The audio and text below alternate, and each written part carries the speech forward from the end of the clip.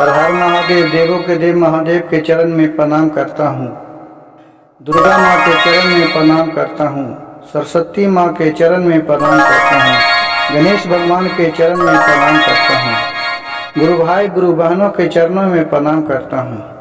गुरु भाई गुरु बहन, आज का शिव चर्चा कथा है एक अहंकारी राजा और साधु की कथा। बहुत ही रोमांचक और बहुत कुछ इस कहानी में सीखने को मिलेगा। यह कहानी बहुत ही ज्ञानवर्धक है। इस कहानी को कृपया अंत तक सुनिए, बीच में छोड़ के नहीं जाइएगा, नहीं तो बहुत पछताइएगा। कथा को यहाँ से स्टार्ट करते हैं। एक गांव में एक राजा था। राजा के पास बहुत कुछ, बहुत धन दौलत था। उसका एक दिन बेटा के बर्थडे था। बर्थडे पे पूरा गांव जवार में सभी को निमंत्रण दिया थे। अब प्रति भोज खाने पीने का पूरा बंदोबस्त किए थे। हर एक तरह के मर मिठाई पुआ पकवान बनवाए थे। लोगों के खाना खिला रहे थे। और स्टेज पे शहर के राजा बैठे हुए थे। देखिए भोलेनाथ की कृपा इसके वो राजा के ऊपर क्या मन में आया कि स्टेज पर बोलने लगा कि मेरे पास आप लोग के खिलाने पियाने के लिए किसी भी तरह का त्रुटि हुआ हो तो कृपया बताइएगा। हमारे पास किसी भी तरह का कमी नहीं है। मेरे पास 100 एकड़ जमीन है। इतना मतलब खूब अपने आप को बड़ाई करने लगा। लोग सारे सुन रहे थे। राजा की बात है, कोई डर से बोले नहीं। लेकिन उसी में से एक साधु बाबा निकले, कंधा में झोला ले हुए जोगी फकीर। वो बोले, हे राजा, तुम्हारे पास है ही क्या? तुम्हारे पास तो कुछ भी नहीं है। तो इस बात सुन के राजा तो और क्रोध हो गया। कहा कि कैसे नहीं मेरे पास है? तुम्हारे पास तो कुछ नहीं है। तुम एक तो फकीर है, योगी है, और तुम हम ही को कह रहा कि तुम्हारे पास कुछ नहीं है। राजा के बात सुनकर साधु बाबा बोले कि जो तुम देख रहे हो वो मैं हूं नहीं। जो तुम सोच रहे हो वो मैं हूं नहीं, और जो मैं हूं वो तुम देख नहीं रहे हो। इतना बात सुनकर के बोला राजा कि बोलो तुमको क्या चाहिए? बोला, तुम्हारे पास है ही क्या जो तुम हमको दे सकता है? तुम्हारे पास कुछ भी नहीं है। इतना बात सुन के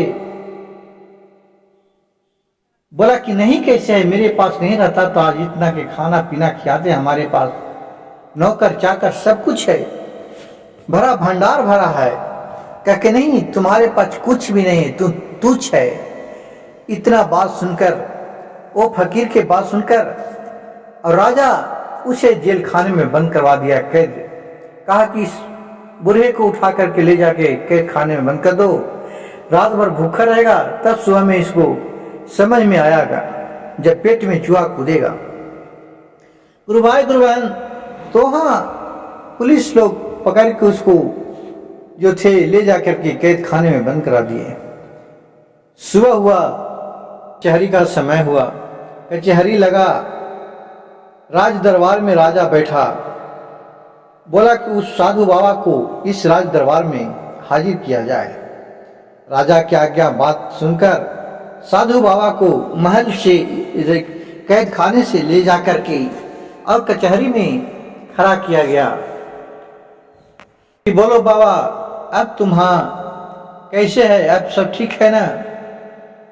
अब समझ में आ गया कि हमारे पास है कि नहीं है? जो इस पर फिर साधु बाबा फिर हंसते हुए, मन ही मन मुस्कुराते हुए कहा, अरे तुस दुष्ट राजा, हम तो कहें कि तुम्हारे पास धन दौलत ही नहीं है, लेकिन तुम्हारे पास बुद्धि भी नहीं है।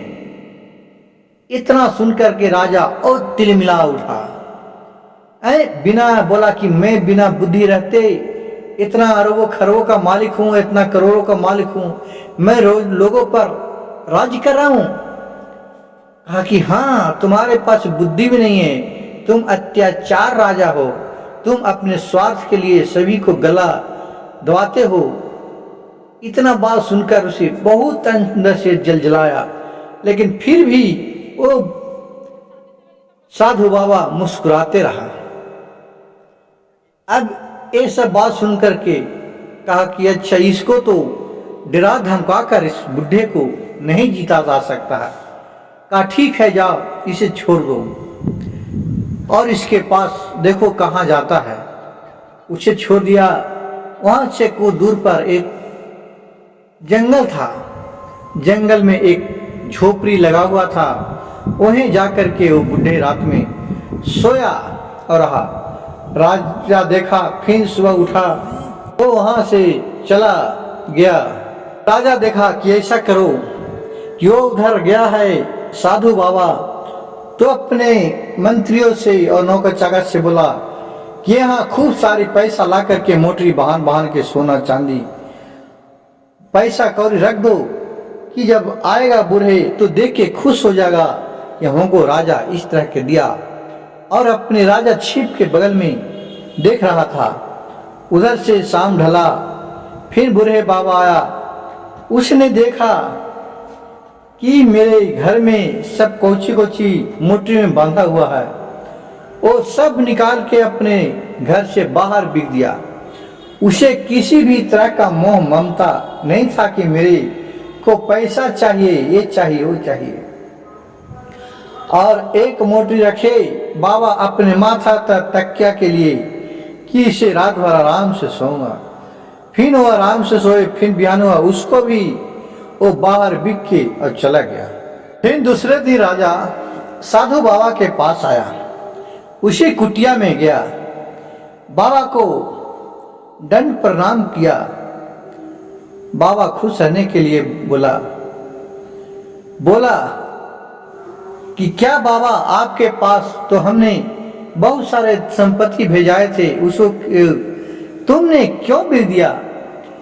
तो बाबा बोले कि ये तुम्हारा थोड़ी था जो तुम हमारे पास दिया, ये तो किसी और का है, इसीलिए उसको मैं बिक दिया।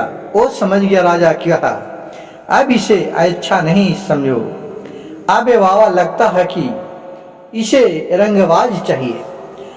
अब दूसरे दिन क्या किए कि उस झोपड़ी के नजदीक 8-10 गो कुमार लड़की 16, 17, 18, 20 साल के रहे। वो सबको लड़की को भेज दिया बाबा के कुटिया के पास इधर उधर रहने के लिए, और वहां रहने के लिए कि ताकि बाबा को मन विचलित हो। बाबा के कुटिया में बाबा इधर से गए तो देख रहा है कि उसका कुटिया में 10-12 लड़की है, कुमारी, रूपों के खूबसूरत है, सब किसी तरह का कमी नहीं है, सोलो श्रृंगार करा हुआ है, देखने में एकदम इंद्र के परी के समान लगता है। बाबा ने कहे ठीक है बेटी, तुम लोग आज मेरे कुटिया में पधारे, मैं बहुत भाग्य अपने आप को समझे कि मेरे भाग्य उज्जवल हो गया। और बाबा ने प्रेम पूर्वक खाना बनाए और सभी को प्रेम से अपने बेटी के समान खाना खिलाए, और फिर वहां से सभी को विदा किए। सब गुड़िया दो जो थे सब लोग वहां से हंसते हंसते खेलते खेलते अपने खुशी खुशी घर की ओर रवाना हुए। ये सब देख के वो जो राजा थे बहुत ही अजनबी हो गए। कहा कि ये तो सबको अपने बेटी के समान हंसते हंसते सबको विदा किए। अब बाबा चाहते हैं क्या उनको चाहिए? ये बोलते हैं कि जो हम हैं जो तुमको दिखाई नहीं पड़ता है, ये तो एक जोगी फकीर साधु बाबा झोला छाप है। यह देख करके फिर राजा आया वहां से, फिर बोला कि बाबा क्या आपको चाहिए? जो भी आपको चाहिए वो मैं आपको देने के लिए तैयार हूं। बाबा ने बोले कि राजा मैं पहले भी कहा कि तुम्हारे पास है ही क्या जी हमको तुम्हें दे सकता है। जाओ तुम अभी जाकर के अपने पिता को आगे इलाज कराओ, तुम्हारे पिता बहुत बीमार हैं। और उन्हीं से पूछना कि उन्हों को क्या कमी है आई। फिर वहां से राजा अपने घर आया। घर आया तो देख रहा कि सही में उसका पिता बहुत बीमार है। वो खटिया पे लेटा हुआ है, उसके पास धन दौलत अथाह है, लेकिन वो खाने पीने से भी अलचार हो गया है। पिता से पूछा कि पिताजी, आपका क्या चीज का कमी है? आप एक आदेश दीजिए, सारे महल आपके एक पैर पर खड़ा हो जाएगा। तो उसका पिता बोला, बेटे, हमें इस धन दौलत कुछ नहीं चाहिए, ये सब एक माया का जाल है। हमने जो कर्तव्य किया उसी का परिणाम है। ये सब धन दौलत क्या है जब दिल में सुकून नहीं है, जब अपने से खा नहीं सकता हूं, दौलत को आराम नहीं कर सकता हूं, हमें कुछ नहीं चाहिए। इतने में बाबा आए और फिर वो एक जरी दिए राजा के पिता को, और वो 2 घंटे में उठ के टन हो गए और एकदम अच्छे हो गए। फिर वो राजा का पिता उसे दंडवत प्रणाम किए और फिर वहां से भोलेनाथ ये साधु बाबा अपने कुटिया को तरफ चले गए। फिर दूसरे दिन राजा कहे कि चले कम से कम बाबा से हम क्षमा मांग लें, उनको मैंने बहुत दूर दुराया, बहुत भला बुरा कहा। ये सब बात सुन करके राजा सोच करके और वहां से कुटिया की तरफ बढ़ा। जब वहां आया तो देख रहे हैं कि नहीं वो कुटिया है और नहीं वो साधु बाबा है। साधु बाबा गए तो कहाँ गए और कुटिया गया तो कहाँ गया। गुरु भाई गुरु बहन, ये भोलेनाथ थे कि जो साधु के भेष में आए थे और फिर अपने उसको सच रास्ता दिखा के राजा को, एक अहंकारी राजा को भोलेनाथ सच रास्ता दिखा करके अब वापस चले गए। गुरु भाई गुरु बहन, किस भेष में भोलेनाथ आपको दर्शन देगा जिसका कोई नहीं जानता है। उनका महिमा अगम अपार है। वो कन कन में बास लेते हैं, तन तन में बास लेते हैं। जैसी आपको मन कामना मन हो वैसे चंचल आपको भोलेनाथ उस भेष में जाम नजर देते हैं। गुरु भाई गुरु बहन, और फिर उस घड़ी से राजा अपने महल में गया और वो भोलेनाथ के चर्चा गुण गाने लगा और अपने करते हुए कर्मों पर अफसोस करने लगा। और उस दिन से वो गरीब लोग को सताना बंद कर दिया। जिसका जब भी जरूरत पड़े, जिस चीज का, उसे उस समय के अनुसार उसको पूरा करे।